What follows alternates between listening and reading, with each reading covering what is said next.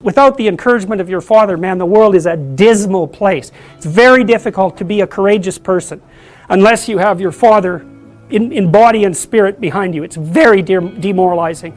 You know, because if your father rejects you or doesn't form a relationship with you, it's as if the spirit of civilization has left you outside the walls as of little worth. It's very difficult for people to recover from that.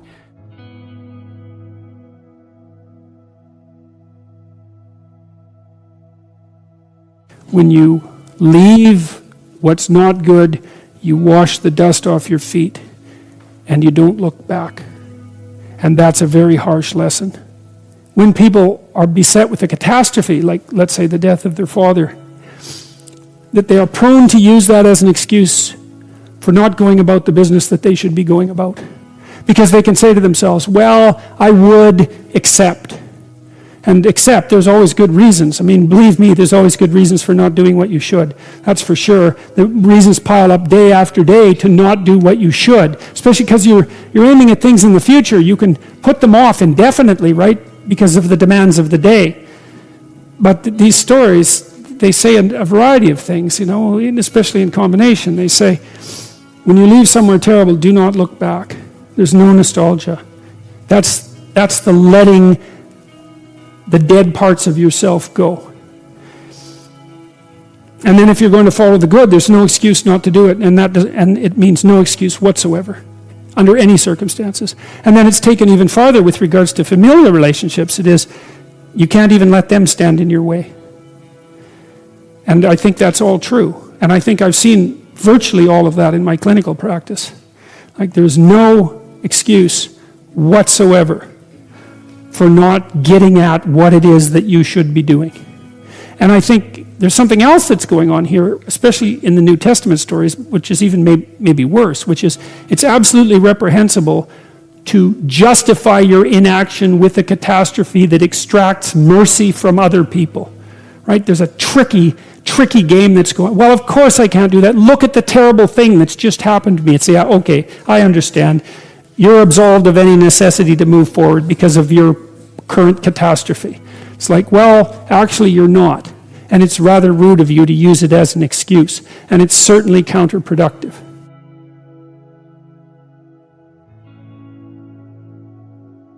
Well, you should treat yourself like you're someone responsible for helping.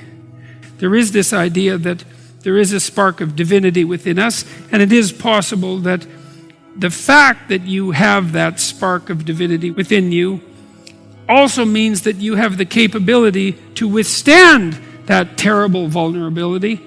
That's what I was trying to get at in chapter 1, which was to stand up straight with your shoulders back, that you could actually voluntarily accept the onslaught of the tragedy of being, and that you can constrain the proclivity for malevolence that's part of you and that's part of the world. And in that you can discover your own value, your own intrinsic value, and your own nobility. And all of that might be more powerful than the forces of vulnerability and malevolence themselves, which I also happen to believe.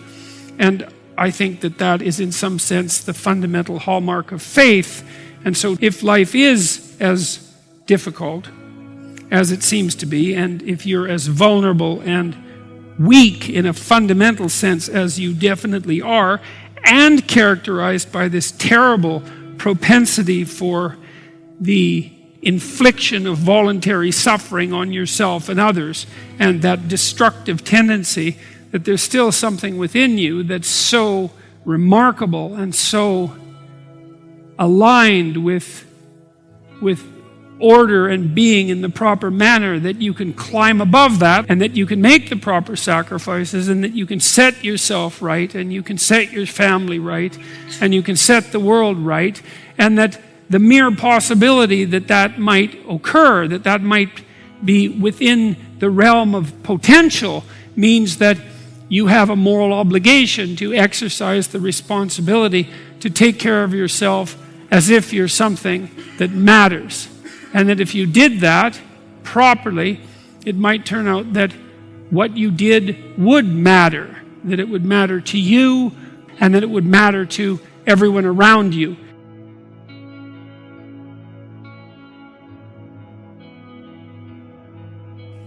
if you want to get through the world, if you want to get from point A to point B, if you want to get to wherever you're going, it'd be good to have a map. And it'd probably be good to have a map that isn't full of holes and errors, because otherwise you're not going to get to where you're going. You might not even know where you are to begin with. And that seems like a bad plan if you're going to undertake a journey, and you are going to undertake a journey because your life is a journey. So pathologize your speech, then you pathologize the systems that guide you, and then if you pathologize it by introducing material that you know to be untrue, then you distort and warp and pathologize the very structure, the very feeling that you need to place yourself firmly in the world. And then you can't rely on yourself. So in Genesis, the personality is logos, and it's something like truthful courage and communicative ability, all amalgamated. It's something like that. So, and it's a lesson. It's like, okay, there's the potential. What are you supposed to do with it? Well, there you are, ready to confront it. How do you confront it? With truth and courage. And then you transform it into what exists. You take the potential and you transform it into being itself. That's your job. In Genesis, when God does this repeatedly, he says something repeatedly. He says, after each day of doing this, and it was good. I mean, and it's repeated, so it's like it means something. It's repeated. And what does it mean? If you confront potential with truth and courage, then what you produce is good. Well, so that's a good thing to know. If you want to produce what's good, it's like confront the potential with truth and courage, and what you produce is good. Great. So that's a nice thing to know. It's a fundamental ethical axiom, and it's sort of predicated on faith. It's not easy to be courageous, and it's not easy to tell the truth. But the theory is, if you manage both of those in the face of potential, then what you do is you produce out of potential what is good.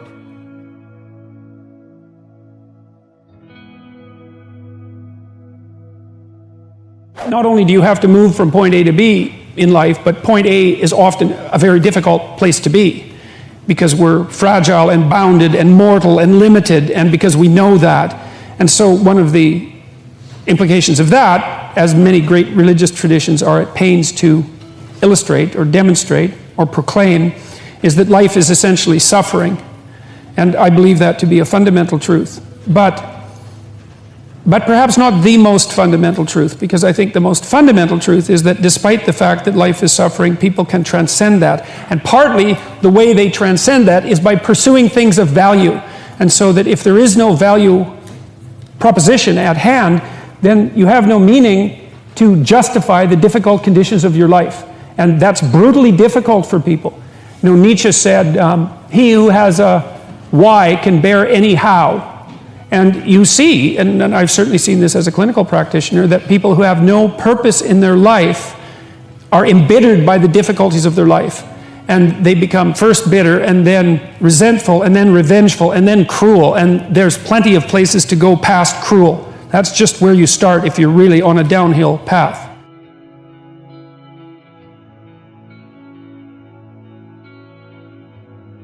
The more responsibility you take on, the more meaning your life has. And the higher degree of responsibility that you agree voluntarily to try to bear, the richer your life will be. You're going to have meaning. It's going to be rough, because it's complicated.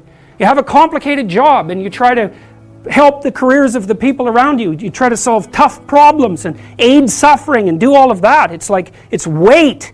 It's responsibility, but there's glory in it. There's real glory in it. There's deep meaning in it. You're way more than you think. Man, stand up. Do something difficult.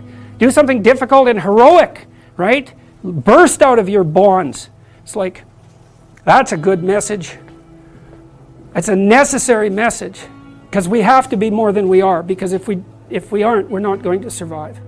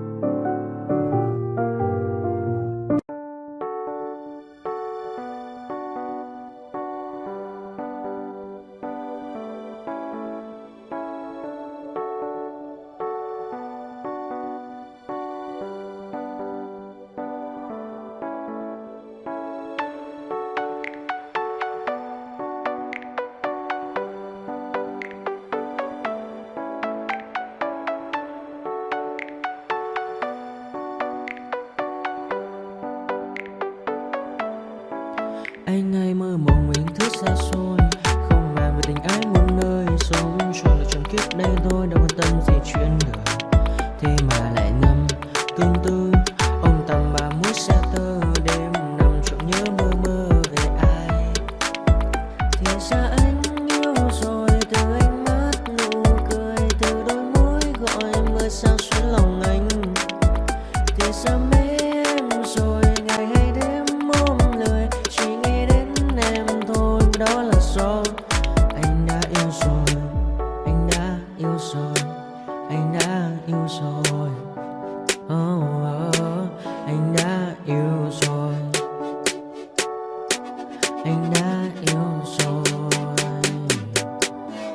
anh đã yêu em mất rồi.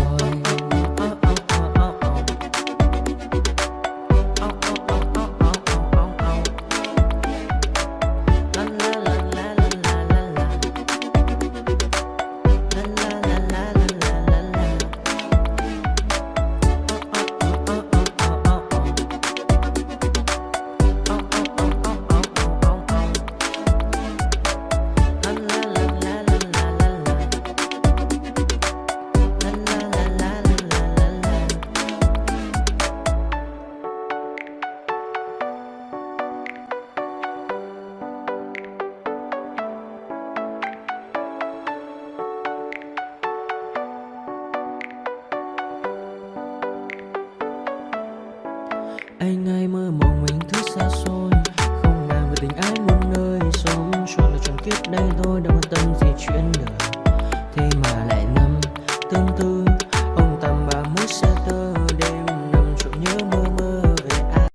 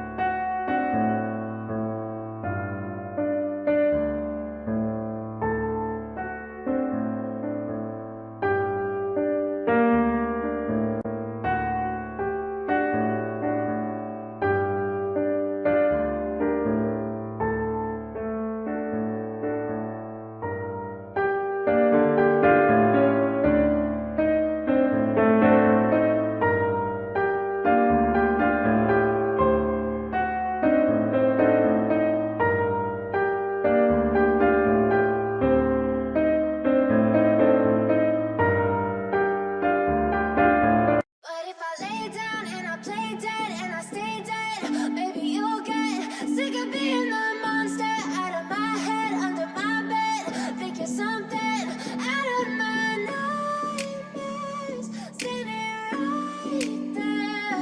But if I lay down and I play dead and I stay dead, then will you get bored of killing me? Silhouettes of you are like a taunt.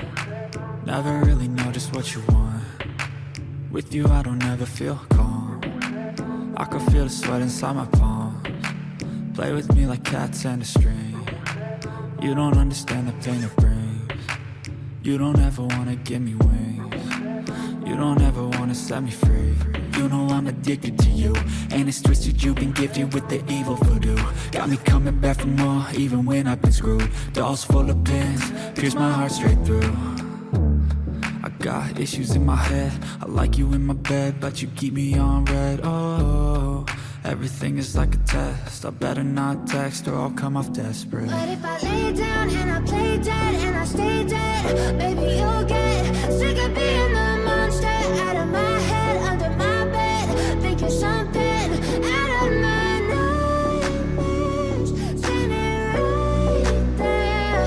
But if I lay down and I play dead and I stay dead, then will you get bored of killing me? So if I play dead? Will you regret everything that you did, that you said? I don't think you understand what you're doing, and my heart's black and blue from the bruising. I feel like when I'm with you I'm losing. I feel like you think that this amusing, sitting there gaslighting and confusing. Was it me? Is it me? Am I deluded? I'm the one who's always sorry, the conclusion. Even though I offer all of the solutions, I wish you loved me like I love you, it's stupid. When I'm alone with you I never feel lucid. I wish I wasn't struck by Cupid. I wish when I first saw you I knew this. When I'm with you I feel so useless, I feel diluted, my heart's been wounded. Silhouettes of you are like a taunt, never really know just what you want. With you I don't ever feel calm, I can feel the sweat inside my palms. Play with me like cats and a string,